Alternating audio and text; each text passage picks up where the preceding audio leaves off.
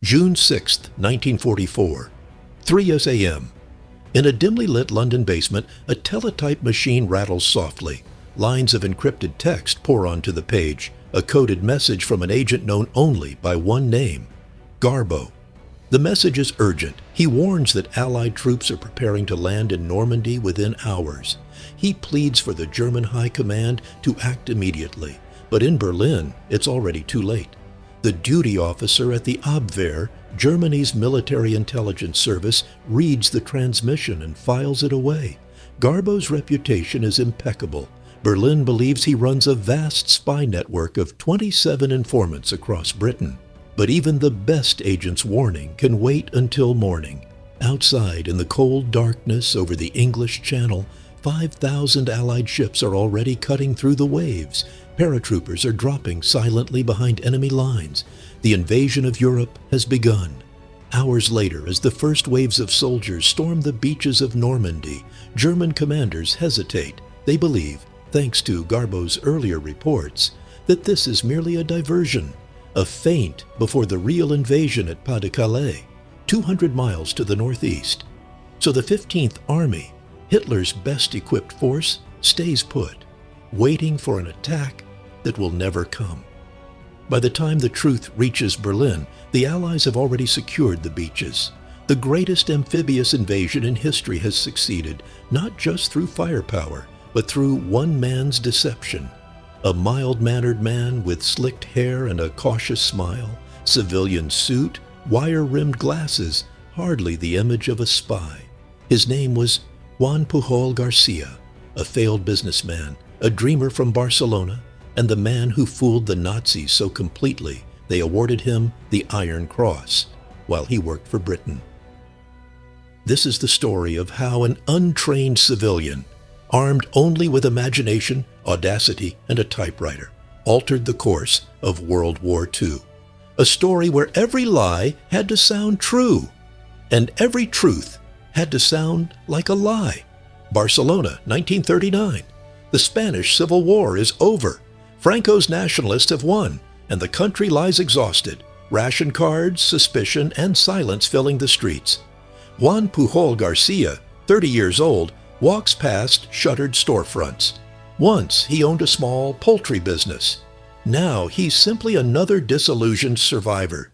He has no formal education in politics or espionage. What he does have is an obsession: to fight tyranny in whatever way he can. But his idea of fighting is unusual. He doesn't want to kill, he wants to trick.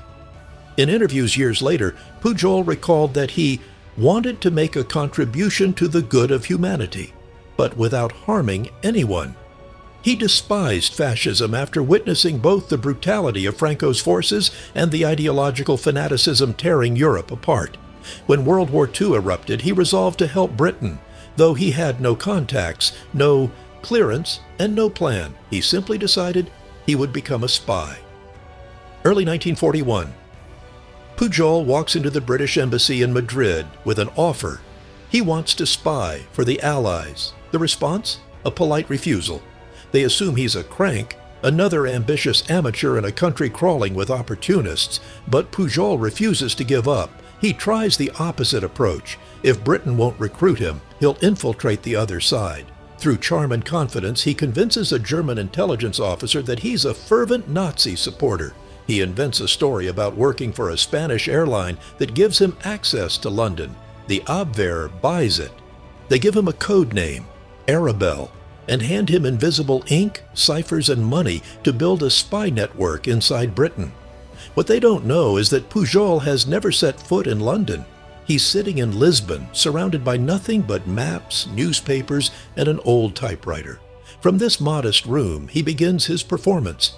He writes fake reports based on British newspapers, cross-referencing shipping routes, weather, and radio broadcasts to make them sound authentic. He invents entire people: a Welsh nationalist, a Venezuelan steward, an army clerk, 27 agents in total, each with a life, habits, and handwriting. Within months, his intelligence becomes so convincing that Berlin sends him money to expand the operation. Pujol uses it to buy more paper and ink. He is now living a double fiction, a fake spy in the eyes of the Germans and an unrecognized one in the eyes of the British. But that will soon change. Lisbon, 1941. The Portuguese capital hums quietly with the tension of neutrality. Every cafe, hotel, and harbor bar is thick with accents, German, British, Spanish, each claiming not to listen while listening to everyone. Inside a rented room above a pastry shop, Juan Pujol García sits at a small wooden desk. Before him, maps of Britain, a British railway timetable, a few outdated tourist brochures, and a stack of London newspapers smuggled from Gibraltar. This is his headquarters. From here, he will invent the most elaborate network of spies the world has ever seen, without ever setting foot in the country he's supposedly infiltrating. He begins to construct his agents the way a novelist builds characters. One by one, he creates them from fragments of imagination and headlines. William Gerards, a Welsh nationalist resentful of English dominance. Fred, a sailor in Glasgow who hears things at the docks. Carlos, a Venezuelan student at a university in London. A typist in Whitehall, a government clerk in Liverpool. Each has a distinct handwriting style, background story, and voice. When Pujol writes to Berlin, he switches inks, tone, and grammar to match each agent's personality. He sends these reports through his German handler, Friedrich Knapperati, at the Abwehr office in Lisbon. The Germans are astonished. Where other spies send a few pages, Pujol sends volumes, letters full of shipping schedules, troop movements, and personal gossip. To verify his information, the Abwehr cross-checks with neutral channels in Spain and Portugal. Everything appears to line up. They have no idea that Pujol is simply studying the Times and BBC bulletins, then carefully describing yesterday's events as if he learned them the day before. It's a brilliant illusion of accuracy. When an error inevitably occurs, say a convoy is sunk before his report arrives, Pujol sends a follow-up, apologizing for his agent's delay in posting the message due to illness. The Germans are impressed by his honesty. By late 1942, Pujol's fictional network has become a full-time operation. He keeps ledgers of imaginary salaries, falsified expense claims, and letters from agents, all written by him. The Abwehr is now sending him large payments to sustain his London ring. Still, the British remain unaware of his existence, until one day, a series of intercepted Abwehr messages describing detailed British troop locations land on the desk of an MI5 analyst. The analyst writes in the margin, "If this network exists, it is the most effective spy ring in England. If it does not exist, then someone is brilliantly misleading the enemy." They decide to find him. Late 1942, through coded traffic and embassy chatter, British intelligence finally locates the source, a Spaniard operating in Lisbon under the code name Arabelle. Instead of arresting him, MI5 sees an opportunity. They invite him to London under new management. The Germans think they are promoting a trusted agent. In reality, they are handing him directly to the Allies. London, early 1943. The city is still scarred, bombed-out streets, blackened brick, and the faint smell of smoke that never quite leaves the air. Inside the discreet Georgian townhouse at 35 Portman Square, home of MI5's B1A section, a small group of officers studies a file stamped Arabelle. Inside, dozens of intercepted messages sent to Berlin. Each is precise, well-written, and oddly patriotic. Too good to be true. Their author, Juan Pujol García, a self-taught Spaniard who fooled German intelligence for over a year without anyone's help. To MI5, this is more than luck. This is an opportunity. Pujol arrives in London under the supervision of Thomas Harris, a British officer of Spanish descent, fluent in the language, part handler, part translator, part co-conspirator. Harris immediately senses something extraordinary in the quiet man from Barcelona, an imagination so vivid it borders on genius. At first, MI5 tests him. They give him a few tasks, small deceptions, fake reports, timing exercises. He passes every one with surgical precision. When shown aerial photos of British bases, Pujol writes convincing agent reports describing each site, as if he'd visited them personally. He cross-references timetables, weather reports, and even food rations to make every detail ring true. The deception officers are stunned. He's not just good, he's methodical. By mid-1943, MI5 formally recruits him under the code name Garbo, after the actress Greta Garbo, famed for her subtlety and control. Because, one officer joked, he's the best actor we've ever had. The transformation begins. In a small MI5 office filled with typewriters, maps, and encrypted radio equipment, Pujol, now Garbo, starts to rebuild his imaginary empire, this time under British supervision. With Harris, he refines every invented agent's biography, birthdays, addresses, even personal relationships. They keep a detailed chart of all 27 personas, their duties, personalities, and correspondence logs. Each agent now serves a strategic purpose in Britain's growing plan of deception. This is the dawn of Operation Fortitude, the grand Allied plot to convince Germany that the invasion of Western Europe will happen at Pas de Calais, not Normandy. Garbo's network becomes one of its key instruments. Through carefully crafted letters and radio messages, Garbo's fake agents start reporting military buildup in the southeast of England, precisely where the decoy army, 1st U.S. Army Group, FUSAG, is being staged under the command of General George S. Patton. In reality, FUSAG is nothing more than an elaborate illusion: inflatable tanks, wooden landing craft, and dummy aircraft spread across empty fields. But Garbo's reports make it real in Berlin. By late 1943, Hitler personally reviews Garbo's intelligence summaries. The Abwehr calls him one of our most reliable agents. Berlin sends him a radio transmitter and promotes him to major in the German intelligence service. The irony is breathtaking. The man misleading Germany is now one of its most trusted spies. In an MI5 memo dated February 1944, an officer writes, "Garbo's influence is such that his misinformation may decisively affect the enemy's deployments." They are right. The success of D-Day may depend on him. Early 1944. Across Britain, the real invasion force for D-Day is secretly gathering. Soldiers training in the rain, tanks hidden under camouflage nets, and ships massing along the southern coast. But what the Germans see through their trusted agent Garbo is something entirely different. They see an army forming hundreds of miles away, in Kent and Essex, preparing to strike not at Normandy, but at Pas de Calais, the narrowest point of the English Channel. This was the heart of Operation Fortitude, the most ambitious deception campaign of World War II.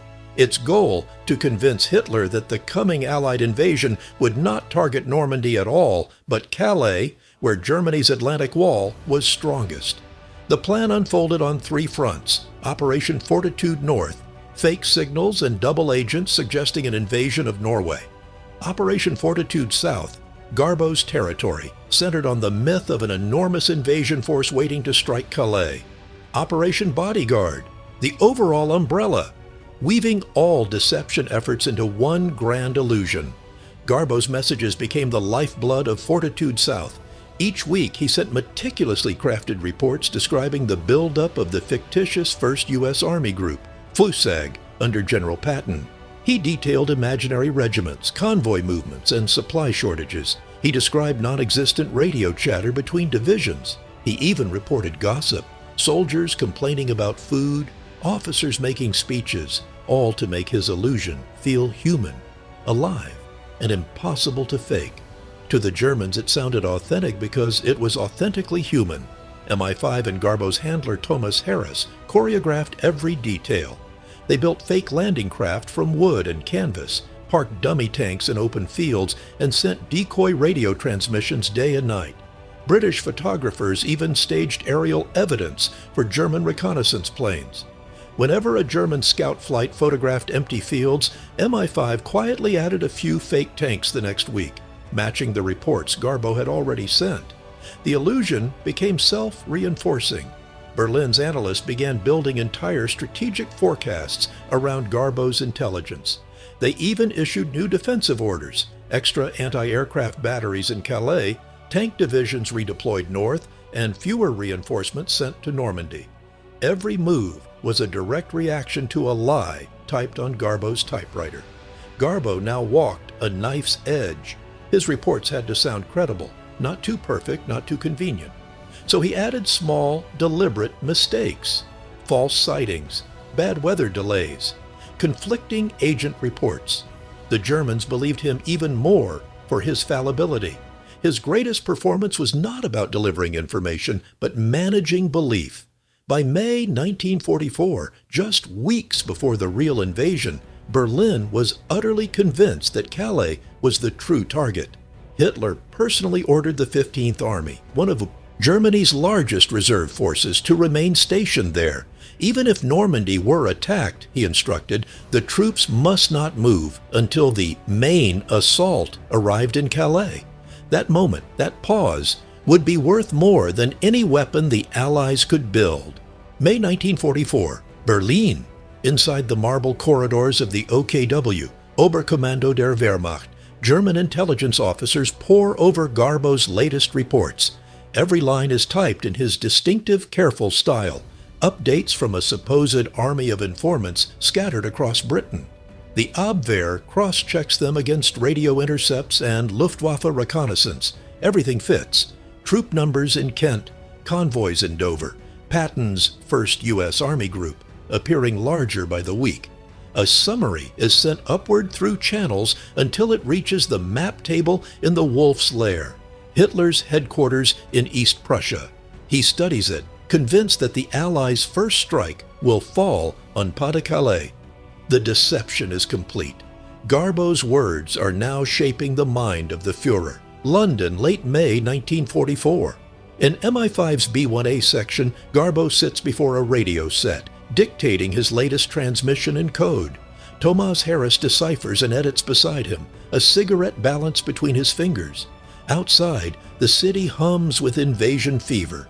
Convoys moving at night, censors blacking out newspapers, whispers of a great day coming soon. Garbo knows only fragments of the real plan, enough to protect the operation if he's ever exposed. But he understands his role. Make Hitler believe Calais must remain the priority. In his messages, Garbo paints the perfect illusion of readiness. Agents 6 and 14 report continued buildup of assault craft in the Thames estuary. Troops still training intensively near Canterbury. Estimated date of operation between 1 and 20 June. Every word is designed to confirm what Berlin already wants to believe. It's not just deception, it's psychological manipulation, feeding the enemy's bias until they trust the lie more than the truth. Then comes June 5th, 1944, the eve of D-Day. A violent storm lashes the channel. The Germans relax. Invasion seems impossible in such weather. In the early hours of June 6th, when the skies finally clear, Garbo sends a desperate-sounding message to his handler in Madrid. Invasion imminent. Forces embarking tonight toward Normandy. It is authentic and perfectly timed. He sends it at 3 a.m., but transmission delays and bureaucratic filters ensure it won't reach Berlin until after sunrise, when the first Allied landings have already begun. When the message finally arrives, Hitler's staff note it as received too late to be of operational value. Garbo's warning, the one that could have doomed D-Day, instead becomes proof of his reliability. As the fighting rages in Normandy, Garbo keeps the illusion alive. He reports that the Normandy assault is merely a diversionary attack, a feint before the real strike at Calais. To reinforce the lie, MI5 fabricates radio chatter from Garbo's agents describing fresh divisions still awaiting orders in southeast England. Berlin believes it. Hitler refuses to redeploy the 15th Army. Guarding Calais, even after Allied troops are deep into France, he insists the main invasion is still to come. For nearly 7 weeks, 2 entire German divisions remain frozen in place, all because of Garbo's voice on the airwaves. In July, the German High Command rewards him. A message arrives from Madrid. Garbo has been awarded the Iron Cross, personally approved by Hitler. When British officers read the telegram, they burst into laughter. Their double agent, decorated by the enemy for sabotaging them. It's the ultimate irony of war. For Garbo, the triumph is strangely hollow. He knows every successful lie costs something inside him. He's deceived men who trusted him, men now dying on the beaches he described as safe. But he also knows his deception saved tens of thousands of Allied lives. It is a strange, heavy victory, the kind only a spy could carry. 3:15 a.m., London. The rain has stopped. The city is still. In a small MI5 safe house north of Marylebone, Juan Pujol García, codename Garbo, adjusts the headphones on his radio receiver. His fingers hover over the Morse key. Across the channel, the largest invasion fleet in history is already in motion. No one in that room dares speak. Garbo knows the next few hours will decide the fate of the entire deception, and perhaps the invasion itself.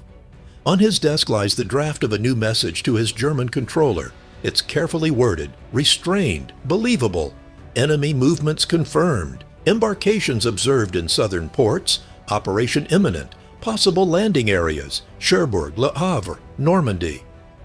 The real invasion target, Normandy, is buried in the middle of less credible alternatives. MI5 officers nod silently. Garbo begins transmitting, each click of the key echoing like a heartbeat.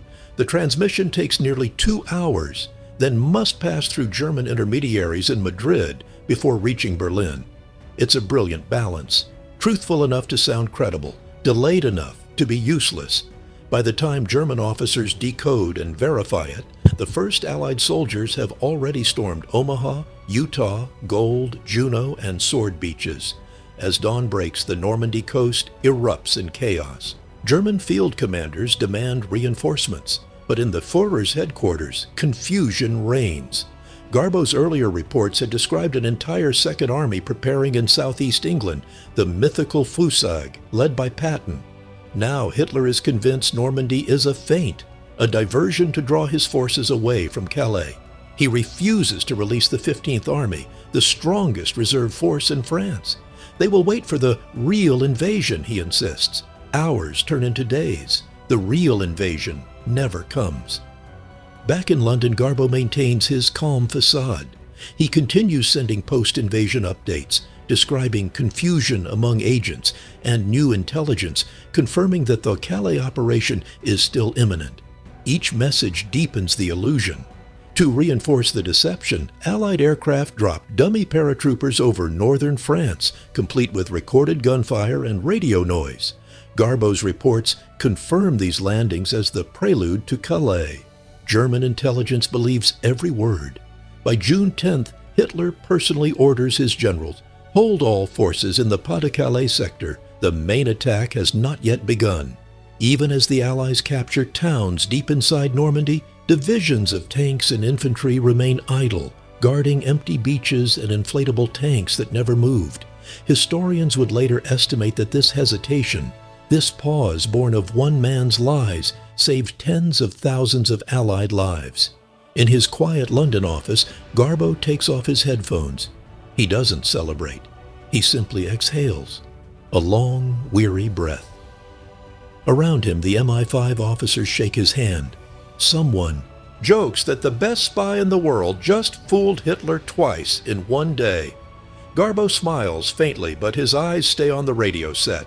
The war isn't over. A single mistake, a word too confident, a signal too soon, could expose him and unravel everything.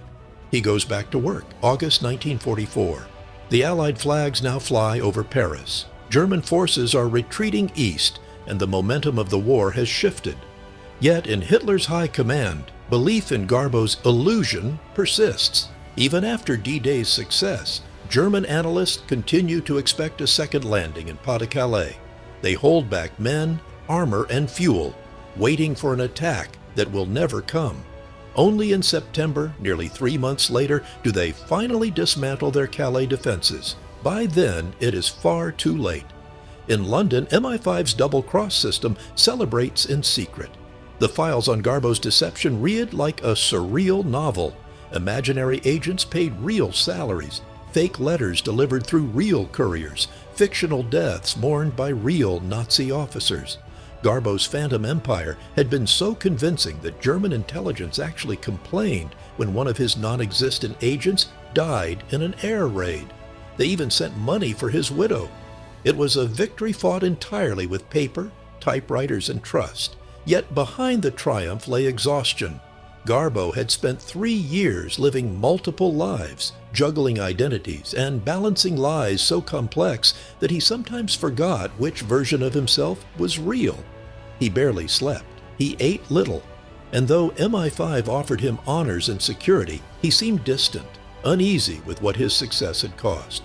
Tomas Harris, his handler and closest friend, wrote later, "He carried the weight of truth and deception as if both were chains. The war ended, but he never felt free." After the German surrender in May 1945, Pujol was awarded an MBE, Member of the Order of the British Empire, by King George VI for his services. Months earlier, the Nazis had decorated him with the Iron Cross, believing he had served Germany faithfully.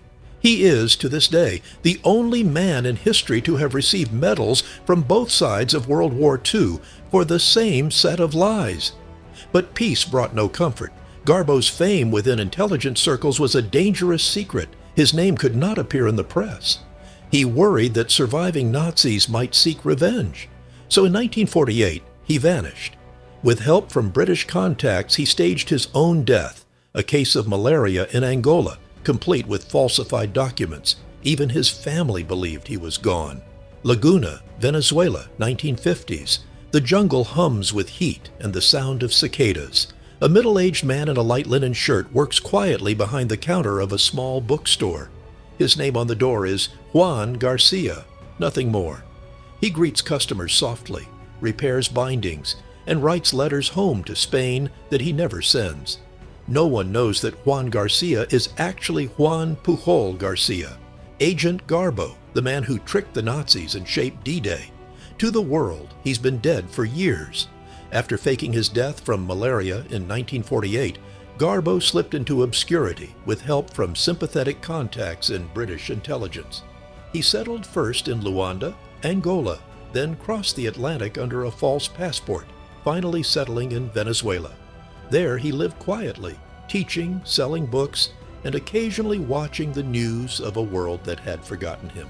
He never sought recognition or wealth. He wanted peace and perhaps forgiveness from himself. Meanwhile, the legend of Agent Garbo lingered inside the archives of MI5. His true identity remained classified.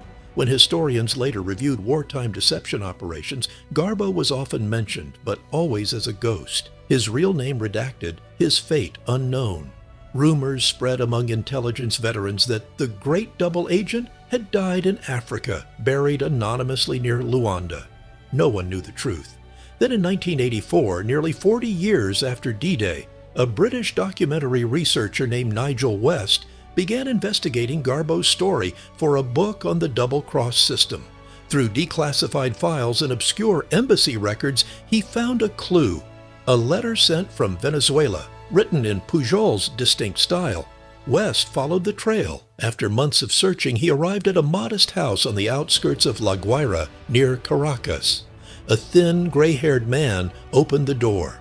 When West introduced himself and explained whom he was looking for, the man smiled faintly and said, in a soft Catalan accent, "So, you have found me, at last."